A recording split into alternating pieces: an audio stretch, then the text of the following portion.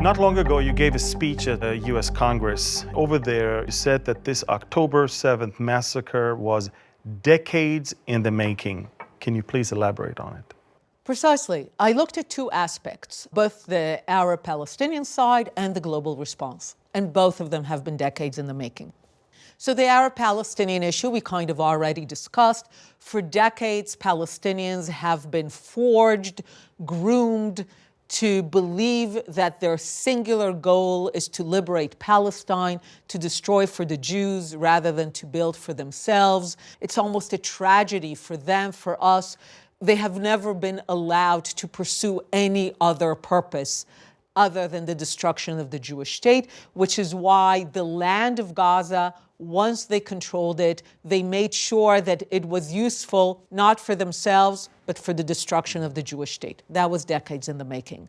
But also the global response. If for decades people hear Israel, Zionism, starve David equal evil, then on the day of October 7th, the immediate visceral response is, well, they had it coming. What do they expect? And it's only gotten stronger and stronger ever since. So October 7th is the day when you see everything come together. You know, often over the years when I spoke of return, the book is called The War of Return, and people thought, she's exaggerating. Return is this innocent nostalgia for a home owned by a great-grandparent. And we would always say, again, read the Arab-Palestinian text from the 50s, from the 60s. Return was never an innocent idea. It was always about brutal triumphalism and violence over the Jewish state. The descriptions from the 50s and 60s are exactly what took place on October 7th. October 7th is the realization of the Palestinian vision of return.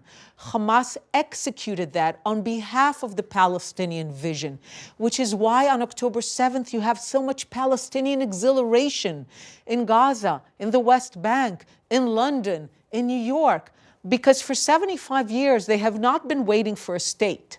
For 75 years they have been waiting for return. And finally they see it. And on the other side, you have so much in the world that has been prepared for Zionism, Israel, starve David equal evil. So on October 7th, they say they're exhilarated because finally evil is getting what it deserves.